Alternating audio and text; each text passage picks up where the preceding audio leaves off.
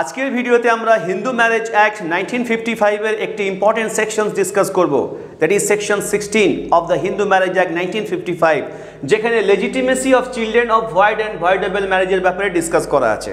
General এবং common ল অনুসারে আমরা জেনে থাকি কোনো ভয়েড ম্যারেজ থেকে বা ভয়েডেবল ম্যারেজ থেকে যদি কোনো ইস্যুস এসে থাকে, সাধারণত কোনো ভয়েড ম্যারেজ থেকে যদি কোনো ইস্যুস বা অফস্প্রিং এসে থাকে, সেক্ষেত্রে তাদেরকে ইললেজিটিমেট চাইল্ড বলা হয়ে থাকে এবং সেই সমস্ত ইললেজিটিমেট চাইল্ডরা তাদের যে প্রপার্টারি রাইট সেটা থেকে তারা বঞ্চিত থাকে, তারা এন্টাইটেল থাকে না প্রপার্টি পাওয়া থেকে। কিন্তু হিন্দু ম্যারেজ অ্যাক্ট 1955 এর সেকশন 16 যেখানে ভয়েড এবং ভয়েডেবল ম্যারেজ থেকে যে সমস্ত ইস্যুস রয়েছে তাদেরকে কিন্তু একটা স্ট্যাটাস দিচ্ছে লেজিটিমেট চাইল্ডের, সেইটার ব্যাপারে আজকে আমরা ডিসকাস করব। যে সেকশন 16 বলছে ভয়েড এবং ভয়েডেবল ম্যারেজ থেকে যে সমস্ত চিলড্রেন্স আছে তাদেরকে কীভাবে লেজিটিমেট করছে সেকশন 16, এই ব্যাপারে কিন্তু আজকে আমরা ডিসকাস করব। এটি একটি ইম্পর্টেন্ট সেকশনস, কম্পারেটিভ পরীক্ষা সহ বিভিন্ন সেমিস্টার এক্সামে এটা থেকে পরীক্ষায় প্রশ্ন এসে থাকে। এই সেকশনসটা আমাদেরকে ভালো করে বুঝতে হবে, আদারওয়াইজ কিন্তু পরীক্ষাতে ঠিকভাবে লেখা যাবে না। সেকশন 16 এর সাবসেকশন 1 এর মধ্যে কি বলা হচ্ছে যে not with standing that a marriage is null and void under section 11. Notwithstanding that a marriage is null and void under section 11. আমরা প্রত্যেকেই জানি হিন্দু ম্যারেজ অ্যাক্ট 1955 এর সেকশন 11 এর মধ্যে ভয়েড ম্যারেজের ব্যাপারে বলে দেওয়া আছে। সেখানে বলে দেওয়া আছে কোন কোন গ্রাউন্ডে একটি ম্যারেজ ভয়েড হয়।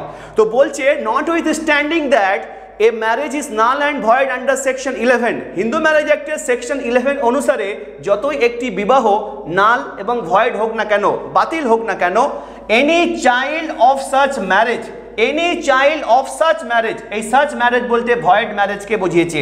Any child of such marriage, ওই ভয়েড ম্যারেজে যে কোনো শিশু, সেটা ছেলে বা মেয়ে হতে পারে, who would have been legitimate, যারা কিনা লেজিটিমেট হতো, ইফ যদি কিনা the marriage had been valid, তার মা বাবার মধ্যে, তার ফাদার এবং তার মাদারের মধ্যে বিবাহটা যদি ভ্যালিড হতো, তাহলে ঠিক যেভাবে সে লেজিটিমেট হতো, বলছে সেই ভয়েড ম্যারেজের যে চাইল্ড রয়েছে shall be legitimate, say legitimate হবে। তাহলে সেকশন 16 এর সাবসেকশন 1 এর মধ্যে বলল যে সেকশন 11 অনুসারে যদি একটি বিবাহ ভয়েড হয়ে থাকে, সেই বিবাহ থেকে যে সমস্ত চাইল্ডস বা ইস্যুস এসেছে, বলছে তারা লেজিটিমেট চাইল্ডই হবে।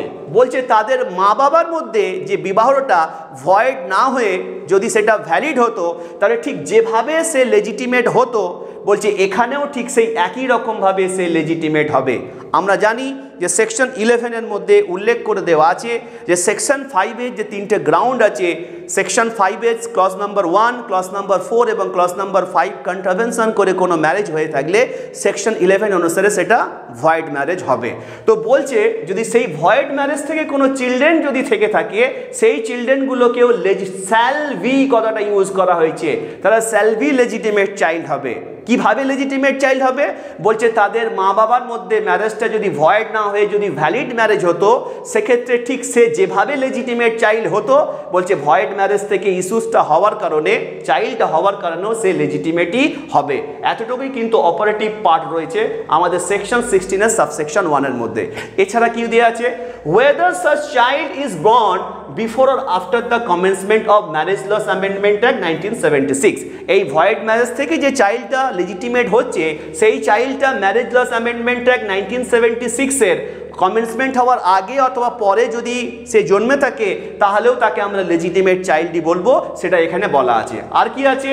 And weather or not a degree of nullity is granted in respect of that marriage, that marriage মানে ওই ভয়েড ম্যারেজের কথা বলছে। বলছে ওই ভয়েড ম্যারেজের পরিপ্রেক্ষিতে যদি কোনো ডিগ্রি অফ নালিটি কোনো কোর্ট গ্র্যান্ট করে থাকুক কিংবা না থাকুক, তাহলেও কিন্তু সেই চাইল্ডটাকে আমরা লেজিটিমেট চাইল্ডই আমরা বলবো অ্যাকর্ডিং টু সেকশন 16 সাবসেকশন 1 অনুসারে। এছাড়া কি বলছে? whether or not the marriage is held to be void otherwise than a petition under this act, এই অ্যাক্টের অন্য কোনো পিটিশনের মাধ্যমে সেই ম্যারেজটা ভয়েড হোক কিংবা না হোক, আমরা সেই ম্যারেজ থেকে যে চাইল্ড এসেছে তাকে আমরা লেজিটিমেট চাইল্ডই বলবো। তাহলে সেকশন 16 এর সাবসেকশন 1 থেকে আমরা কি দেখতে পেলাম? যে সেকশন 11 অনুসারে যদি কোনো একটা ম্যারেজ ভয়েড হয়ে থাকে এবং সেই ভয়েড ম্যারেজ থেকে যদি কোনো ইস্যুস থাকে, সেই চাইল্ডটাকে আমরা লেজিটিমেট চাইল্ডই বলবো।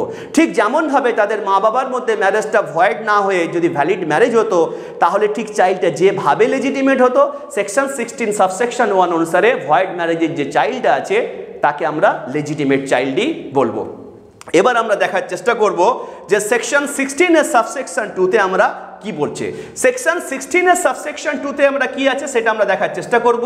সেকশন 16 এর সাবসেকশন 2 তে বলছে where a decree of nullity is granted in respect of a voidable marriage under section 12। আমরা প্রত্যেকেই জানি যে section 12 of the Hindu marriage অ্যাক্টে ভয়েডেবল ম্যারেজের ব্যাপারে বলা আছে, সেখানে যে গ্রাউন্ডগুলোর কথা এক্সিস্ট করেছে সেই গ্রাউন্ডগুলো এক্সিস্ট করলে একটা ম্যারেজ ভয়েডেবল হবে, আর সেই ভয়েডেবল ম্যারেজকে ডিক্রি অফ নালিটির মাধ্যমে সেটাকে অ্যাভয়েড বা সেটাকে বাতিল করা যেতে পারে।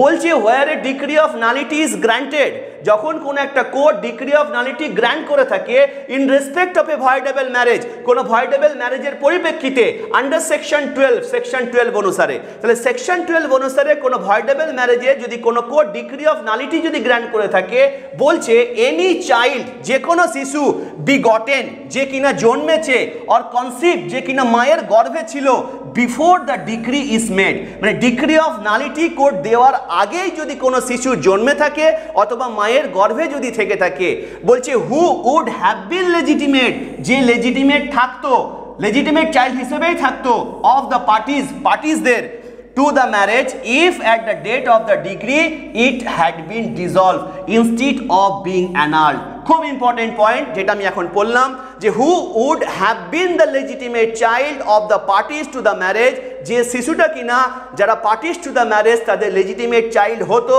ইফ যদি কিনা at the date of decree, যে ডেটে ডিক্রি অফ নালিটি দিয়েছে সেই ডেটে ইট হ্যাড বিন ডিজলভ, যদি তাদের মা বাবার মধ্যে বিবাহটা ডিজলভ বা ডিভোর্স হয়ে যেত বা টার্মিনেট হয়ে যেত, তাহলে ঠিক যেভাবে লেজিটিমেট হতো ইনস্টিড অফ বিং অ্যানাল্ড হওয়ার পরিবর্তে বলছে ঠিক একই রকমভাবে বলছে shall be deemed to be their legitimate child, তাদের লেজিটিমেট চাইল্ড হিসেবেই ধরে নেওয়া হবে, notwithstanding the decree of nullity, যতই ডিগ্রি অফ নালিটি থাকুক না কেন। তাহলে সেকশন 16 এর সাবসেকশন 2 থেকে আমি আর একটু ইজিলি এক্সপ্লেন করার চেষ্টা করছি, একটু আমি এখানে দেখানোর চেষ্টা করছি তাহলে জিনিসটা বোঝা যাবে। সাপোজ হাজব্যান্ড এবং ওয়াইফ তাদের মধ্যে যে বিবাহটা হয়েছিল সেই বিবাহটা হওয়ার পরে যদি এটা ডাইভোর্স হতো, হাজব্যান্ড এবং ওয়াইফের মধ্যে এরা পার্টিস টু দ্য ম্যারেজ, এদের মধ্যে যদি কোনো ডাইভোর্স হতো, ডাইভোর্স হলেও যে চাইল্ডটা যে সন্স অথবা ডটার্স এদের অফস্প্রিং যারা ছিল, বলছে হাজব্যান্ড ওয়াইফের মধ্যে ডিভোর্স হয়ে গেলে বা ম্যারেজটা টার্মিনেট যদি হয়ে গিয়ে থাকতো তাহলে ছেলেমেয়েরা ঠিক যেভাবে লেজিটিমেট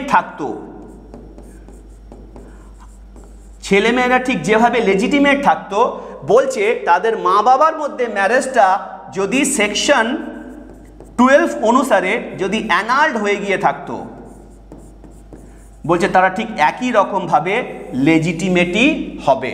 তাহলে সেকশন 16 এর সাবসেকশন 2 এর মধ্যে কি বলছে যে যদি কোনো একটা শিশু তার মা বাবার মধ্যে ম্যারেজটা ডিক্রি অফ নালিটির মাধ্যমে অ্যানাল্ড হওয়ার আগেই যদি শিশুটা জন্মে থাকে বা মায়ের গর্ভে যদি চলে আসে থাকে, বলছে deemed to be their legitimate child, তখন তাদের লেজিটিমেট চাইল্ড হিসেবেই তাকে ধরে নেওয়া হবে, notwithstanding the decree of nullity, যতই ডিগ্রি অফ নালিটির মাধ্যমে তাদের মা বাবার ম্যারেজটাকে অ্যানাল করা হোক না কেন, যে শিশুটা ডিগ্রি অফ নালিটি পাস করার আগেই কনসিভড হয়ে গেছে মায়ের গর্ভে অথবা বিগটেন জন্মে নিয়েছে তাকে লেজিটিমেট চাইল্ডই বলা হবে।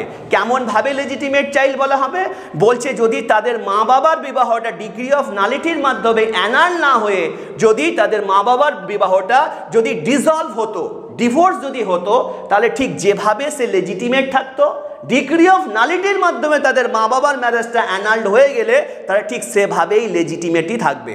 তাহলে সেকশন 16 এর সাবসেকশন 2 তে খুব সুন্দরভাবে এক্সপ্লেন করেছে কিভাবে ডিগ্রি অফ নালিটির মাধ্যমে কোনো ম্যারেজ যদি অ্যানাল্ড হয়ে থাকে, সেই ম্যারেজের কোনো শিশু যদি ডিগ্রি পাস হওয়ার আগেই যদি বিগটেন বা কনসিভ হয়ে থাকতো তাহলে তাকে তাদের লেজিটিমেট চাইল্ড হিসেবে ট্রিট করা হবে। যেভাবে তার মা বাবার মধ্যে যে বিবাহটা ছিল সেটা যদি একটা ডিসলভ হয়ে থাকতো ডিভোর্সের মাধ্যমে, তাহলে ঠিক যেভাবে লেজিটিমেট থাকতো একই রকমভাবে এখানেও তারা লেজিটিমেট চাইল্ড হিসেবেই থাকবে।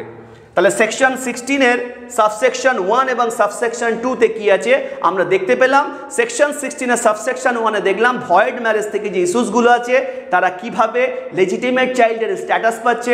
সেকশন 12 এ আমরা দেখতে পেলাম ভয়েডেবল ম্যারেজের যাতে ইস্যুস আছে তারা কিভাবে লেজিটিমেট চাইল্ডের স্ট্যাটাস পাচ্ছে। কিন্তু এখানে একটি ইম্পর্টেন্ট বিষয় আমার বলা আছে, সেকশন 16 এর সাবসেকশন 2 তে যে বিষয়টা এখানে বলা আছে ভয়েডেবল ম্যারেজের ক্ষেত্রে চাইল্ডকে লেজিটিমেট করার ব্যাপারে, এখানে একটি এক্সেপশন রয়েছে। এক্সেপশনটা কি আমি একটু বোঝানোর চেষ্টা করছি। আমরা জানি যে সেকশন 12 এর সাবসেকশন 1 এর ক্লজ 4 এর মধ্যে বলা আছে at the time of marriage wife যদি হাজব্যান্ড ব্যতীত অন্য কারোর সাথে যদি প্রেগনেন্ট থেকে থাকে, অন্য কারোর সাথে শারীরিক সম্পর্কের কারণে যদি প্রেগনেন্ট থেকে থাকে, সেক্ষেত্রে ওয়াইফ হাজব্যান্ডের কাছে অপরচুনিটি আছে ডিগ্রি অফ নালিটির মাধ্যমে সেই ম্যারেজটাকে অ্যানাল করার। বলছে এই গ্রাউন্ডে হাজব্যান্ড ব্যতীত অন্য কারোর দ্বারা ওয়াইফ যদি প্রেগনেন্ট থেকে থাকতো আর তার পরবর্তীতে হাজব্যান্ডের সাথে বিবাহ হওয়ার পরে যদি সেই শিশুটা যদি কনসিভড বা বিগটেন হতো, সেই শিশুটা কিন্তু সেকশন 16 এর সাবসেকশন 2 অনুসারে কিন্তু এই যে স্ট্যাটাসটা লেজিটিমেট চাইল্ডের সে কিন্তু পাবে না। শুধু তাই নয়, সেকশন 16 এর সাবসেকশন 3 তে কিছু প্রপার্টি রাইটের কথা বলা আছে, যেটা আমি ডিসকাস করব। সেই প্রপার্টি রাইট থেকেও কিন্তু সেই শিশুটা বঞ্চিত হবে। কোন শিশুটা? যে শিশুটা কিনা হাজব্যান্ড যে আছে তার থেকে কিন্তু যে জন্মায়নি, অন্য কোনো পার্সনের সাথে ফিজিক্যাল ইন্টারকোর্সের মাধ্যমে যে শিশুটা কিনা হাজব্যান্ডের সাথে বিবাহ হওয়ার আগেই মায়ের গর্ভে এসেছিল, সেই শিশুটা কিন্তু সেকশন 16 এর সাবসেকশন 2 অনুসারে সে লেজিটিমেট হবে না। সেকশন 16 এর সাবসেকশন 3 অনুসারে যে প্রপার্টি রাইট পাওয়ার ব্যাপার আছে সেটা থেকেও কিন্তু সে কোনো এন্টাইটেলমেন্ট থাকবে না, সে কিন্তু সেখান থেকে বঞ্চিত হবে। তাহলে আমরা সেকশন 16 এর সাবসেকশন 3 তে কি আছে আমরা এটাকে একটু জানার চেষ্টা করব। সেকশন 16 এর সাবসেকশন 3 তে বলছে nothing contained in subsection 1 or subsection 2। Section 16 এর সাবসেকশন 1 এবং সাবসেকশন 2 তে এমন কোনো কিছু উল্লেখ করা নেই shall be construed, যেটা কিনা ব্যাখ্যা করতে হবে as, যেটা কিনা conferring upon, যেটা কিনা প্রদান করছে কার উপরে? upon any child of marriage which is null and void or which is annulled by a decree of nullity under section 12। তাহলে সেকশন 11 এ একটা নাল এবং ভয়েড যে ম্যারেজ হয়েছিল এবং সেকশন 12 এ যে একটা ডিগ্রি অফ নালিটির মাধ্যমে একটা ম্যারেজ অ্যানাল হয়েছিল, সেই ম্যারেজ থেকে যে ইস্যুস রয়েছে বলছে সেকশন 16 এর সাবসেকশন 1 এবং 2 এর মধ্যে এমন কিছু নেই যেটা কিনা ওই চাইল্ড যারা সেকশন 11 এবং সেকশন 12 এর ম্যারেজ থেকে যারা এসেছিল ভয়েড এবং ভয়েডেবল ম্যারেজ থেকে, বলছে তাদেরকে কোনো রাইটস, অধিকার, এনি রাইটস, কোনো অধিকার তাদেরকে প্রদান করছে না। সেই সমস্ত ইস্যুসরা যারা ভয়েড এবং ভয়েডেবল ম্যারেজ থেকে এসেছে বলছে তাদেরকে এমন কোনো অধিকার প্রদান করছে না। কোথায়? In or to the property of any person, কোনো ব্যক্তির প্রপার্টিতে বা প্রপার্টির রাইট পাওয়ার ক্ষেত্রে আদার দ্যান দ্য প্যারেন্টস, তাদের প্যারেন্টস ব্যতীত। তাহলে ভয়েড এবং ভয়েডেবল ম্যারেজের যারা চাইল্ড রয়েছে তারা শুধুমাত্র তারা প্যারেন্টসদের কাছ থেকে কি পাবে? প্রপার্টিটারি রাইট বা প্রপার্টির অধিকারটা পাবে। তাদের নিজস্ব যে প্যারেন্ট, মা বাবা ব্যতীত অন্য কারোর কাছ থেকে কিন্তু প্রপার্টিটারি রাইট কিন্তু সেকশন 16 এর সাবসেকশন 1 এবং 2 তাদেরকে কনফার করছে না, প্রদান করছে না। সেকশন 16 সাবসেকশন 1 এবং 2 সেই সমস্ত চাইল্ড যারা ভয়েড এবং ভয়েডেবল ম্যারেজ থেকে এসেছে তাদেরকে লেজিটিমেট করেছে এবং তার নিজের প্যারেন্টসদের কাছ থেকে প্রপার্টির রাইট দিয়েছে। নিজের প্যারেন্টস ব্যতীত অন্য কোনো ব্যক্তির প্রপার্টিতে কিন্তু কোনো অধিকার প্রদান করেনি, সেটা সেকশন 16 এর সাবসেকশন 3 এর মধ্যে উল্লেখ করে দিয়েছে। আর কি বলেছে? ইন এনি কেস, যে ক্ষেত্রে ওয়্যার, যেখানে কিনা such child would have been incapable, যেখানে চাইল্ড ইনক্যাপাবল ছিল of possessing or acquiring any such rights by reason of his not being legitimate child of his parent। তাহলে তার প্যারেন্টের লেজিটিমেট চাইল্ড না হওয়ার কারণে অন্য কোনো হিন্দু রিলেটিভদের প্রপার্টি পজেশন বা অ্যাকোয়ারিং করা থেকে যেখানে তারা ইনক্যাপাবল ছিল, বলছে সেই ইনক্যাপাবল তারা এখানেও থাকবে। সেকশন 16 এর সাবসেকশন 1 এবং 2 এর মধ্যে এমন কোনো কিছু উল্লেখ করা নেই যে তাদেরকে সেই সমস্ত হিন্দু রিলেটিভসদের প্রপার্টি পাওয়ার ক্ষেত্রে এন্টাইটেল করে দেবে। সেকশন 16 এর সাবসেকশন 3 শুধুমাত্র বলল যে সেই সমস্ত ভয়েড এবং ভয়েডেবল ম্যারেজ থেকে যে চাইল্ডরা এসেছে বা কনসিভ বা বিগটেন হয়েছিল বা যে সমস্ত চাইল্ডরা জন্মেছে তারা শুধুমাত্র তার প্যারেন্টস যারা আছে প্যারেন্টসদের প্রপার্টি থেকে সে প্রপার্টি পেতে পারে বা প্রপার্টির রাইট তাদের থাকবে। তাহলে সেকশন 16 একটি ইম্পর্টেন্ট সেকশন। পুরো সেকশনসটাকে আমি বোঝানোর চেষ্টা করলাম আমার মতো করে, ব্যারেকটাকে ভেঙে ভেঙে বোঝানোর চেষ্টা করলাম। স্টুডেন্টদের এই সেকশনটাকে ভালো করে ধরে ধরে বুঝে পড়তে হবে, কারণ সেকশন 16 একটা ইম্পর্টেন্ট সেকশন, বিভিন্ন পরীক্ষাতে কিন্তু এসে থাকে এবং সেমিস্টার এবং কম্পিটিটিভ পরীক্ষা উভয় পরীক্ষার জন্য খুব ইম্পর্টেন্ট। তো এই সেকশনসটা ভালো করে স্টুডেন্টদের পড়তে হবে। আজকের সেকশনসটা এখান পর্যন্তই থাকলো।